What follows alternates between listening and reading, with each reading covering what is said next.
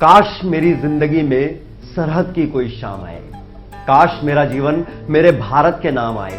न खौफ है मौत का, न आरजू है जन्नत की, मगर जब भी जिक्र हो शहीदों का, काश मेरा भी नाम आए। एक सिपाही जब सिपाही बनता है तो उसके मन में यही 4 लाइनें होती हैं। बिना अपने परिवार के बारे में सोचे वो निकल पड़ते हैं अपने वतन की हिफाजत के लिए। एक ऐसे ही बहादुर शहीद हुए मेजर संदीप उन्नीकृष्ण, जिन पर मेजर फिल्म रिलीज हुई है। लेकिन वो कौन सा हादसा था जब उन्होंने एक ऐसा काम कर दिया जो इतिहास के पन्नों में सुनहरे अक्षरों में दर्ज हो गया। उनके आखिरी शब्द क्या थे, उनकी पूरी बायोग्राफी हम आपको बताने वाले हैं। नमस्कार, आप देख रहे हैं इंडिया न्यूज का digital platform India news entertainment और मैं हूं रोहित भटवाल आपके साथ। इस फिल्म के लिए पहले तो शुक्रिया अदा करना होगा कि इसी बहाने हमें अपने जाबाज के किस्से दोहराने का मौका तो मिला। तो ये किस्सा था मुंबई का 26 नवंबर का काला दिन। मुंबई में कई हमले हुए, लेकिन सबसे बड़ा हमला हुआ ताज होटल में। आतंकियों ने पूरे होटल को अपना बंधक बना लिया।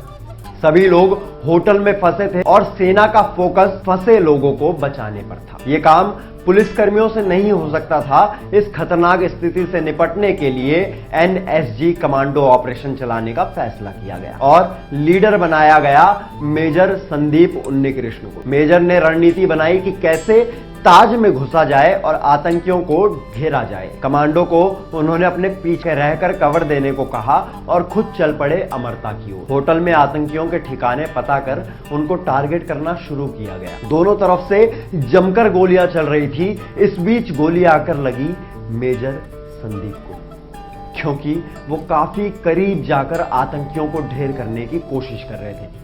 लोग तो लोग, आतंकियों तक के पसीने उनकी बहादुरी देखकर छूट गए थे। वो घायल हो गए, उनके पूरे शरीर से सिर्फ खून बह रहा था।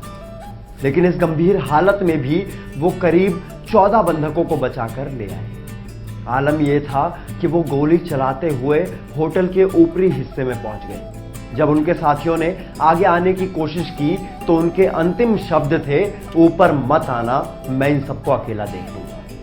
हालांकि तब तक मेजर संदीप कई आतंकियों को ढेर कर चुके थे। इस तरह आतंकियों को मारते और लोगों को बचाते हुए वो खुद शहीद हो गए। 26/11 के इतिहास में उनका नाम ऐतिहासिक हो गया।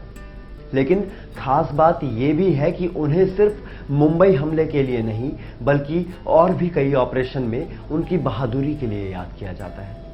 कारगिल समेत वो देश के कई अहम ऑपरेशन का हिस्सा रह चुके हैं, जिनमें ऑपरेशन विजय, ऑपरेशन पराक्रम, ऑपरेशन रक्षक और ऑपरेशन ब्लैक टॉर्नाडो शामिल है। गौरवान्वित करने वाली बात यह है कि वो चाहते तो अपने पिता की तरह इसरो के वैज्ञानिक बन सकते थे, लेकिन उन्होंने सेना को प्राथमिकता दी और देश के लिए ही शहादत हासिल करी। 29 नवंबर के दिन बेंगलोर में गहरे बादल छा गए थे। अखबारों ने हेडिंग बनाया कि देश के जाबाज के जाने पर धरती ही नहीं, आसमान भी उदास हो गया। उनका अंतिम संस्कार सैन्य सम्मान के साथ हुआ। बेंगलोर में एक सड़क का नाम उनके नाम पर रखा गया। रिंग रोड जंक्शन पर उनकी प्रतिमा लगाई गई।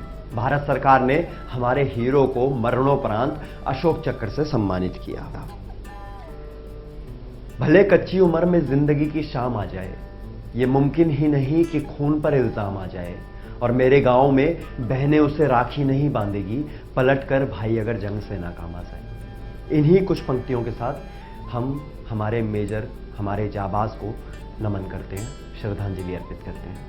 बाकी और खबरों के लिए देखते रहिए इंडिया न्यूज एंटरटेनमेंट। अगर आपको हमारा ये वीडियो पसंद आया हो तो वीडियो को लाइक करें और चैनल को सब्सक्राइब करें और हाँ, बेल आइकन को दबाना ना भूलें ताकि आप तक वीडियो का नोटिफिकेशन पहुंचता रहे। देखते रहिए इंडिया न्यूज एंटरटेनमेंट।